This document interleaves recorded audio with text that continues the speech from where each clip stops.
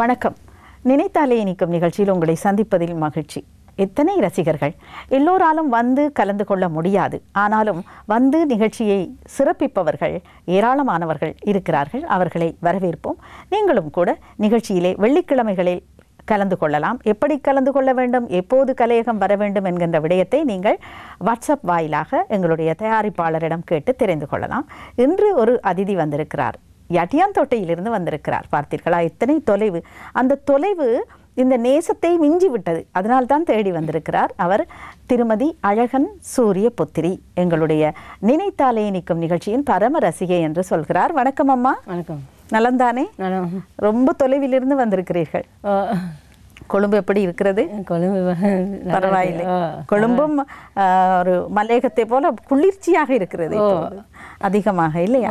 சரி அம்மா, என்ன பாடலை நீங்கள் முதலில் கேட்டு ரசிக்க ஆசைப்படுகிறீர்கள்? மக்களை பெற்ற மகராசி படத்திலிருந்து அம்மாவுக்காக. அம்மா வந்துட்டு அவங்க 96 வயசு இருந்தாங்க. உங்க அம்மா? அவங்க அம்மா பேர் சந்தனம். சந்தனம். அம்மா பேர் சந்தனம். அது வந்துட்டு 96 வயசு இருந்தாலும் நல்லா டியூவர் இருந்தாங்க. ஊசி கோர்ப்பாங்க, மருத்துவ வச்சு வேலை செய்வாங்க. ஆமாம், இப்போ இதெல்லாம் 20 வயதிலேயே ஊசியில நூல் கோர்க்க முடியாது. ஆனால் 96 வயதிலே அவர் ஊசியிலே நூல் கோர்க்கும் அளவுக்கு கண் பார்வை இருந்தது. இதுக்கெல்லாம் காரணம் அந்த காலத்து உணவு. இப்போது அவங்க வந்துட்டு ஜொலியா இருப்பாங்க, ஜோக்கா பேசுவாங்க. அது முக்கியம். மன சந்தோஷம் முக்கியம். மனசுதான் எல்லாத்துக்கும் காரணம். நீ அவங்க வீட்டுக்கு வரக்குள்ளையெல்லாம் அந்த மணப்பாறை மாடு கட்டி அந்த பாட்டை சொல்லிக்கிட்டே வருவாங்க. சின்ன பிள்ளைகள் பேர பிள்ளையெல்லாம் கண்டவொடனே நல்லா ஜொலியாக கதைப்பாங்க, நல்லா ஜொலியாக இருப்பாங்க, கதைப்பாங்க. அதனால எங்களுக்கு அந்த பாட்டு நல்லா. ஆமாம், சந்தோஷமானவர்கள் எங்களோடு இருக்கும்போது நாங்களும் அந்த வைப்ரேஷன் என்று சொல்லுவோம், அந்த அதிர்வு எங்களையும் சந்தோஷமாக்கிவிடும். மணப்பாறை மாடு கட்டி மாயவரம் ஏறு போட்டி, ஒரு அருமையான பாடல். அப்படியே கிராமத்து மனம் கமழும் பாடல், கிராமிய சூழலை எங்கள் கண் முன்னே கொண்டு வரும் பாடல். பார்த்து ரசிப்போம். அம்மா, உங்கள் அம்மாவை பற்றி சொன்னீர்கள், உங்கள் பிள்ளைகளை பற்றி சொல்லுங்கள். பிள்ளைகள்னா மகன் இருக்காரு. மகன் வந்து வசந்த வானொலியில தான் வேலை செய்கிறாரு. அவர் பழைய பாட்டெல்லாம் போடுவார், நெஞ்சில் போடுவார். நாங்கள் எல்லாம் கேட்போம். வீட்டில் எல்லாருமே வீட்டில் பழைய பாட்டுனா. ஒரு மகன் தானா? ஒரு மகன். மூத்த பிள்ளைகள் வந்துட்டு பொம்பளை பிள்ளை, அது வந்து அமிர்த கலாவாணி. ரெண்டாவது வசந்த கலாவாணி. அது 2 பொம்பளை பிள்ளைகளும் ஒரு ஆம்பளை பிள்ளை தான். அவங்க என்ன செய்கிறாங்க? அவங்கெல்லாம் வேலைக்கு போகல, வீட்டில் தான் இருக்கிறாங்க. மற்ற வந்துட்டு நானும் இல்லதரிசியாக தான் இருந்தேன். வீட்டு வேலை தான் செஞ்சுக்கிட்டு இருந்தேன். மற்ற வந்துட்டு மகன் வந்துட்டு புவனேஸ்வர் நாகேந்திரன் புவனேஸ்வர் வசந்தமில் வானொலியில் வேலை செய்கிறாரு. ஆனால் அவரும் நல்லா பழைய பாட்டு கேட்பாரு. அவருக்கு பழைய பாட்டு பாடுவார்களா? பாடுவார். நீங்கள் பாடுவீங்களாம்மா? நீங்கள் பாடுவீங்களா? பாட்டு வராது, பாட்டு கேட்பேன், ரசிப்பீங்க. சரி சரி. அவருக்கு விருப்பமான பாட்டு வந்துட்டு கள்ளமில்லை கவடமில்லை என்னன் பொன் வண்ணமே, அந்த பாட்டு விரும்புவார். இந்த பொன் வண்ணமே கள்ளம் இல்லை நெஞ்சில் கபடம் இல்லை, நாம் கண்ணீர் சிந்த ஒரு நியாயம் இல்லை. கள்ளம் கபடம் இல்லாவிட்டால் கண்ணீர் சிந்துவதற்கு நியாயம் இல்லை என்று சொன்னாலுமே இந்த காலத்துல எல்லாம் அந்த கள்ளம் கபடம் இல்லாதவங்களுக்கு தான் கண்ணீர். நல்லா அது அடிக்கடி முழங்கிட்டே இருப்பார் வீட்டில். அவருக்காக அதான். அவர் மட்டும் இல்லை, அவர் வந்துட்டு யாரோடையும் அன்பாக இருப்பார், அன்பாக பழகுவார், அந்த மாதிரி கொள்கை உள்ளவர். எங்களோட எல்லாத்தையும் நல்லா சிரிக்க வைப்பார். எல்லாமே அவரோட கொள்கை எல்லாம் எங்களுக்கு எல்லாத்துக்குமே நல்லா பிடிச்சிருக்கும். ஆம், அந்த பாடல் நான் வாழ வைப்பேன் திரைப்படத்துக்காக, நடிகர் திலகத்துக்காக TM சௌந்தரராஜன் பாடிய பாடல். அம்மா மகனுக்காக கேட்கிறார். நாமும் அவரோடு சேர்ந்து ரசிப்போம் பாடலை. சொல்லுங்கள் அம்மா, மகனுக்காக பாடல் கேட்டீர்கள். வீட்டிலே இல்லத்தரசி என்று சொன்னாலும் இல்லத்தரசிகளுக்குத்தான் ஏகப்பட்ட வேலை இருக்கு. எல்லாம் அம்மாவின் கையில் தான் இருக்கு, இல்லையா? வீடு துப்புரவாக்குவதாக இருக்கட்டும், சமையலாக இருக்கட்டும், அம்மா போல வருமா? எங்க அம்மா இந்த உணவு சமைத்தால் நல்ல ருசியாக இருக்கும் என்று எந்த உணவை சொல்லுவார்கள் உங்கள் பிள்ளைகள்? அவர்களுக்கு வந்துட்டு மரக்கறி சாப்பாடுனா மிச்சம் பிடிக்கும். அவங்களுக்கு வந்துட்டு இந்த போஞ்சி அதெல்லாம் மரக்கறியிலேயே நல்லா சுவையாகி கொடுத்தா சாப்பிடுவாங்க. எங்க அம்மா போல வருமா சொல்லுவார்கள். அதுதான் தாய்க்கு பெருமை, இல்லையா? இட்லி தோசை அவங்களுக்கு விரும்பப்பட்ட சாப்பாடுலாம் நான் செய்து கொடுப்பேன். அம்மா பொழுது எப்படி? இப்போ வேலை, இல்லத்தரசி என்று சொன்னால் வேலை தான். காலை எழுந்ததிலிருந்து இரவு நித்திரைக்கு செல்வது வரைக்கும் வேலை தான். இதற்கிடையிலே ஏதாவது ஒரு பொழுதுபோக்கு? தப்பேன், தைப்பீர்கள், அது நல்ல விஷயம். உடுப்பு தப்பேன். ஏன்னா பிள்ளைகளுக்கு வந்துட்டு ஸ்கூல் போக காலத்துலேருந்து உடுப்பு தைக்கிறதே நான் தான். நீங்கள் தான் வெளியில் தைச்சிக்கிறதே இல்லை. நல்லது. எல்லா உடுப்பு ஏனென்றால் இப்போ தையல் கூலியெல்லாம் ரொம்ப அதிகம். எந்த உடுப்புகளும் நான் தைச்சு கொள்வேன், அதெல்லாம் செய்வேன். நீங்கள் அணிந்திருக்கும் அந்த ரவிக்கையும் மிக அழகாக நேர்த்தியாக இருக்குது. அப்போ அம்மா வெளியில் உள்ளவங்களுக்கும் தைச்சு கொடுப்பீங்களா? முன்னே தைச்சு கொடுத்து இப்போ என்ன கொஞ்சம் ஏலாது, முடியாது. அதை சுற்றி இப்போ தைக்கிறது இல்லை. முன்னா எல்லாம் தைச்சி கொடுத்து செஞ்சுக்கிட்டு இருந்தேன். இப்போ அதெல்லாம் விட்டு நீ வீட்டில் வேலை செஞ்சு கொண்டு வந்து இருப்பேன். பிள்ளைகளும் உதவி செய்வாங்க, மற்றது நானும். சரி சொல்லுங்கம்மா, அடுத்து என்ன பாட்டு? அம்பிகை ஈஸ்வரியே அந்த பாடல். அந்த பாடல் ஏன் உங்களை கவர்ந்தது? அந்த பாடல் வந்து நாங்கள் குலதெய்வமாக கும்பிட்றது காளி. அந்த தெய்வத்தை வந்து நாங்கள் என்னத்தை நினச்சி போனாலும் சரி வரும். ஏதோ பிறவட்டிலேருந்து வந்து நேர்த்தி போட்டாலும் எல்லாம் பிறந்தவங்கெல்லாம் இந்த கோயில் நல்ல கோயில். என்ன கோயில்? காளியம்மன். காளியம்மன் கோயில் உங்கள் ஊரில் இருக்குதா? ஊரில் இருக்குது, ஆற்றங்கரை காளியம்மன். அந்த காளியம்மன் நினைவு வரக்குள்ளெல்லாம் இப்போ கிட்டத்தெல்லாம் கும்பாபிஷேகம்லாம் நடந்துச்சு. அது நினைவு வரக்குள்ளலாம் அந்த பாட்டு நினைவு வரும், அம்பிகை ஈஸ்வரியே. அந்த பாட்டு பட்டிக்காடா பட்டணமா திரைப்படத்தில் இடம்பெற்ற பாடல் இல்லையா? இந்த பாடலும் இந்த பாடல் காட்சியும் கூட அப்படியே கிராமத்து வாழ்க்கையை நம் கண்முன்னே கொண்டு வந்து விடுகிறது. நகரம் நகர்ப்புறம் என்று நாங்கள் வேலை நிமித்தம் வந்து சேர்ந்தாலும் கூட அந்த எங்களுடைய அந்த கிராமப்புற வாழ்க்கை மாதிரியான ஒரு சொர்க்கம் இல்லை என்று தான் சொல்ல வேண்டும். சரி, பாடல் காட்சியிலாவது அதை பார்த்து மகிழ்வோம். இன்றைய நிகழ்ச்சியை சிறப்பித்துக் கொண்டிருக்கிறார் யாட்டியாந்தோட்டையிலிருந்து வருகை தந்திருக்கும் திருமதி அழகன் சூரியபுத்திரி அவர்கள். சொல்லுங்களாம்மா. அப்பாவுக்காக அடுத்த பாடல். கணவருக்காக. உங்கள் கணவருக்காக. உள்ளத்தின் அவரை பற்றி சொல்லுங்களேன். அவர் வந்துட்டு ஸ்கூல் பிரின்சிபல். அவர் பிரின்சிபல். அவர் எந்த பாடசாலை? யாட்டியாந்தோட்ட பாடசாலை. கணேப்பள்ள வித்யாலயத்தில் தான் படித்து கொடுத்தாரு. ஆனால் அவர் படிக்கிற காலத்தில் வந்து சின்ன பிள்ளைகளுக்கு கூட அன்பு ஆதரவாக பேசுவார். கல்விக்காக மிச்சம் பிள்ளைகளுக்கு படித்து கொடுப்பாரு. ஆனால் காசு வாங்க மாட்டார். வீட்லேயும் கிளாஸ் வைப்பார், காசு வாங்க மாட்டார். சமூக சேவை. சமூக சேவை மாதிரி தான் அவர் செய்வார். மற்றது பெரிய பெரிய ஆக்கள் பொலிசுங்கெல்லாம் வந்து கேட்பாங்க படிக்கிறதுக்கு, அவங்க வீட்டுகளுக்கு போக மாட்டார். அவர் சொல்லுவார், எங்கே படிப்பை தேடி வாங்க, படிப்பை தேடி வாங்க, நாங்கள் உங்களை தேடி வரல, படிப்பை தேடி இங்கே வரணும். அப்படி வந்து படிச்சுட்டு போயிருக்காங்க. காசு அவங்களுக்குன்னு காசு வாங்க மாட்டார். அப்பயும் அவங்க கையில் வச்சுட்டு போவாங்க அவங்க. மற்ற வந்துட்டு அவர் இருந்த பொறுத்து அவருடைய நல்லது மிச்சமே தெரிஞ்சிச்சு. ஒரு ஊருக்கே கரண்ட் எடுத்து கொடுத்துருக்காரு. காரணம் அந்த ஆக்கள்லாம் வந்து அழுகுறாங்க.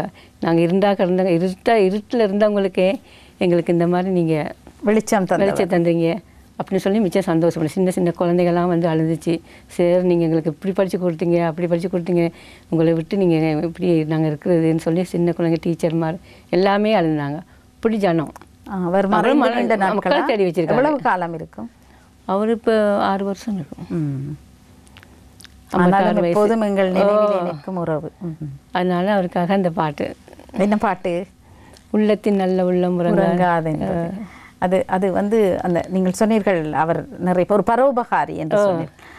கர்ணனை போல். அதனால்தான் இந்த பாடல். சரி, கர்ணன் திரைப்படத்தில் இடம்பெற்ற பாடல் உள்ளத்தில் நல்ல உள்ளம். சீர்காழி கோவிந்தராஜனின் கணீர் என்ற குரலிலே அந்த பாடல் காட்சியை நாங்கள் பார்த்து ரசிப்போம். அம்மா, உங்கள் கணவர் ஒரு அதிபர். ஆனால் நீங்கள் ஒரு இல்லத்தரசி. அப்போ உங்கள் பிள்ளைகள் ஒரு ஆசிரியையாவது ஆகி இருக்க வேண்டும் என்று நீங்கள் ஆசைப்படவில்லையா? உங்கள் மகள்மார் ஆசைப்பட்டோம். ஆனால் அவங்களுக்கு கணவர்மாருக்கு விருப்பம் இல்லை. கணவர்மார் சொல்லிட்டாங்க, குழந்தைகளை பார்க்கணும் அப்படின்னு. நாங்கள் உழைக்கிறோம், உங்களுக்கு சாப்பாடு தரோம், நீங்கள் இதெல்லாம் வேணாம், பிள்ளைகளை வச்சுக்கிட்டு ஒழுங்க பிள்ளைகளுக்கு படித்து கொடுக்குறீங்கன்னு. அவங்களுக்கு விருப்பம் இல்லைனால அவங்க போகவில்லை. சரி சரி அம்மா, உங்களுக்கு ரொம்ப பிடித்த நடிகர் யார்? எம்ஜிஆர். எம்ஜிஆர் தான் ரொம்ப பிடிக்கும். நடிகை ஜெயலலிதா. சரி, அவர்கள் 2 பேரும் சேர்ந்து பாடும் அல்லது தோன்றி நடிக்கும் ஒரு பாடல் காட்சியை பார்ப்போமா? தெரிவு செய்திருக்கிறீர்களா? இல்லை, அப்படி என்றால் வேண்டாம். உங்களுக்கு பிடித்தவர்கள் தானே 2 பேரும்? பிடித்தவர்கள். சரி, அப்போ யாருடைய பாடல் உங்களுக்கு ரொம்ப பிடிக்கும்? பாடல் பிடிக்கும் சீர்காழி சுஷீலா, அவங்களோட பாட்டெல்லாம் பிடிக்கும். எல்லாதீஸ்வரி, அவங்களோட பாட்டு பிடிக்கும். பழைய பாடல்களில் வந்துட்டு டிஆர் மகாலிங்கம், அவள்கிட்ட பாட்டு பிடிக்கும். அவர் உச்சஸ்தாயில் பாடும் ஒரு மிகச்சிறந்த பாடகர் இல்லையா? அன்றைய காலத்தில் சூப்பர் ஸ்டார் அவர் தான். அவர் பாட பிடிக்கும். சரி, அடுத்து என்ன பாடலம்மா? அடிமை பெண் படத்துலேருந்து தாய் இல்லாமல் நான் இல்லை, இந்த பாட்டு விரும்புகிறேன். ஆனால் ஒரு தாயை பற்றி தாயும் மகனும் பிரிஞ்சு இருந்து ஒன்றும் சேரணும் காட்சிகள் அந்த படத்தில் மிகவும் கவலையும் துக்கமாக இருந்துச்சு. ஆனால் அந்த படத்தில் உள்ள வரிகள் எல்லாம் வந்துட்டு தாய்க்காக மகன் கஷ்டப்படுறது, மகனுக்காக தாய் கஷ்டப்படுறது, அதெல்லாம் பார்க்கக்குள்ள எங்களுக்கு சரியான கவலை. அந்த படத்தை பார்த்ததுலேருந்து எங்களுக்கு இதே நினைவு தான். அதுக்காக தான் அந்த அதாவது உறவுகள் என்று சொல்வது ஒரு அற்புதமான பிணைப்பு இல்லையா? ஒருவருக்காக அழுகிறோம், ஒருவருக்கு சந்தோஷம் என்றால் எங்களுக்கும் சந்தோஷம். அது ஒரு அற்புதமான பிணைப்பு என்று தான் சொல்ல வேண்டும். தாய் மகன், தாய் மகள், இப்படி இந்த பாசம் ஒரு அற்புதமானது. நாங்கள் பார்த்து ரசிப்போம்.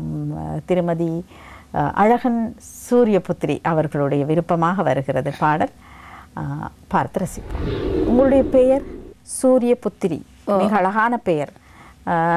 இந்த பெயரை நான் இப்போதான் முதல் தடவையாக கேட்கிறேன், இத்தனை வருடங்களுக்கு பிறகு.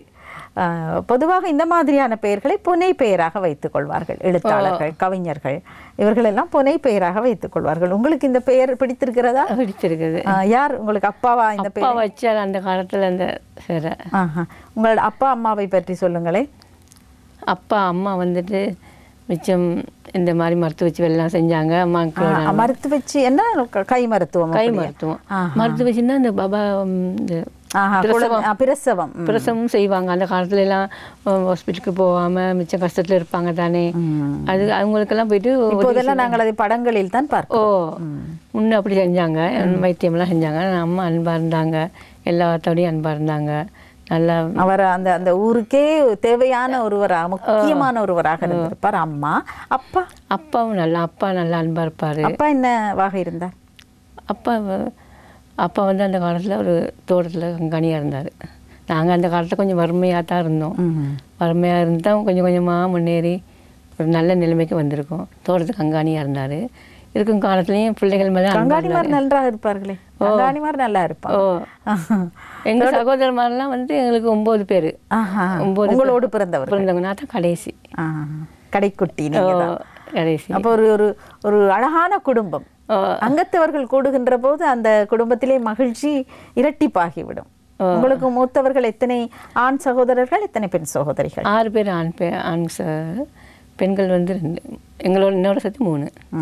இப்போது எல்லாரும் கல்யாணம் முடிச்சு இப்போ 3 பேர் இருந்துட்டாங்க, மற்றவங்களாம் இருக்கிறாங்க. அடுத்து என்ன பாடல் கேட்போம்? படகோட்டி படத்திலிருந்து தரைமேல் பிறக்க வைத்தார். ஒவ்வொருவரும் தங்களுக்கு என்ற ஒரு குலத்தொழிலோ அல்லது ஏதோ ஒரு தொழிலை நாங்கள் எங்களுடைய வயிற்றுப்பாட்டுக்காக தொழில் செய்கிறோம்.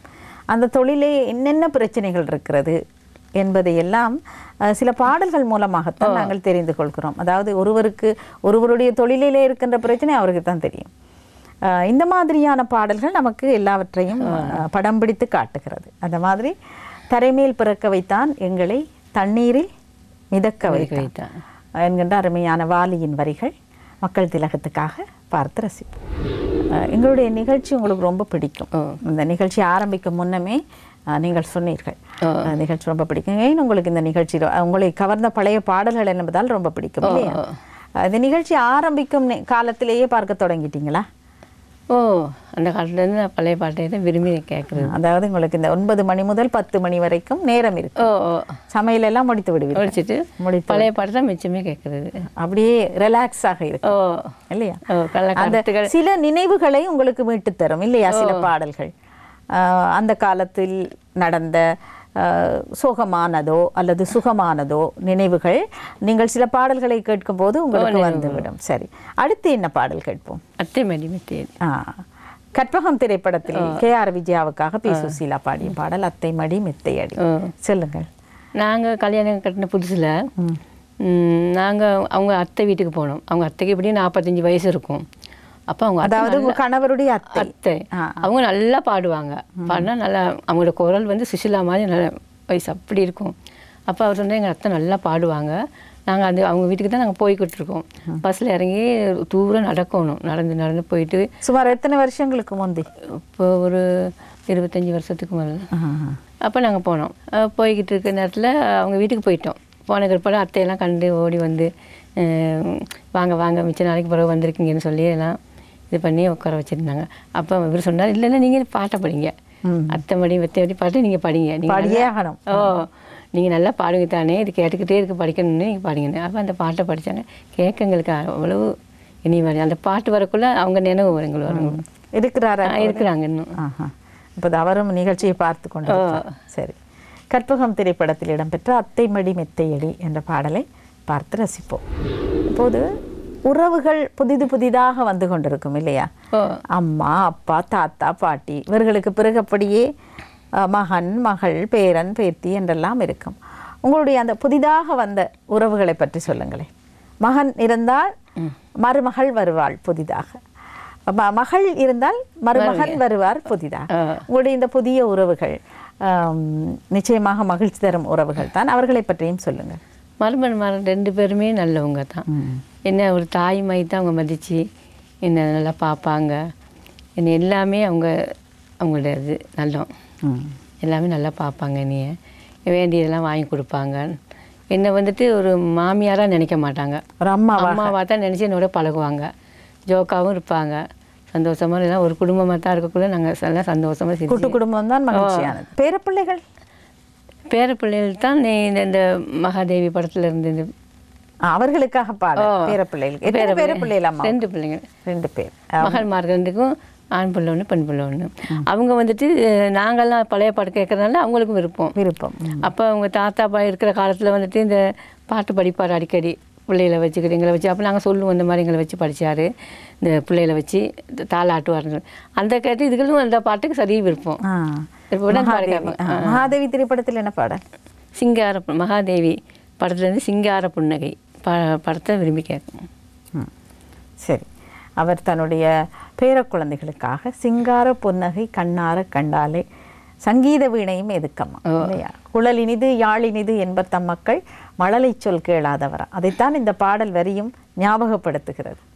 அந்த குழந்தைகளுடைய அந்த இனிமையான குரல் கேட்கும் போது சங்கீத வீணையும் எதுக்கு, அதெல்லாம் தேவையில்லை இல்லையா? சரி, பாடலை ரசிப்போம். உங்களுக்கு பிடித்தமான பாடல்கள் வானொலியில் இடம்பெற்றாலும் சரி, தொலைக்காட்சியிலே ஒளிபரப்பானாலும் சரி பார்த்து ரசிப்பீர்கள் இல்லையா?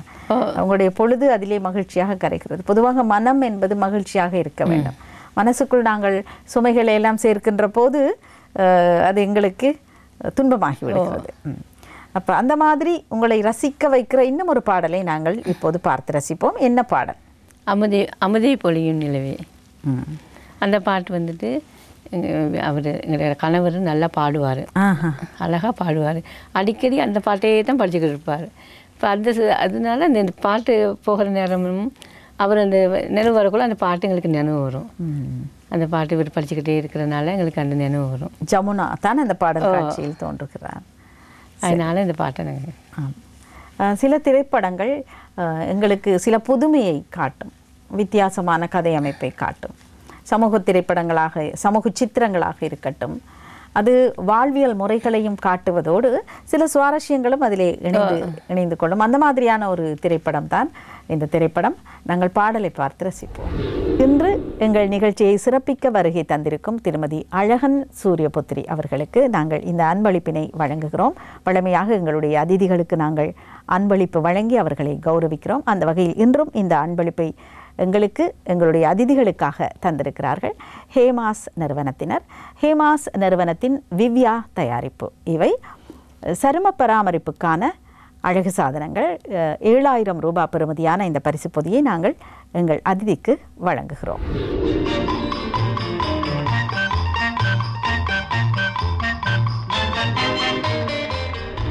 சரி அம்மா, உங்களுடைய மனம் கவர்ந்த பாடல்களை எல்லாம் நீங்கள் பார்த்து ரசித்தீர்கள்.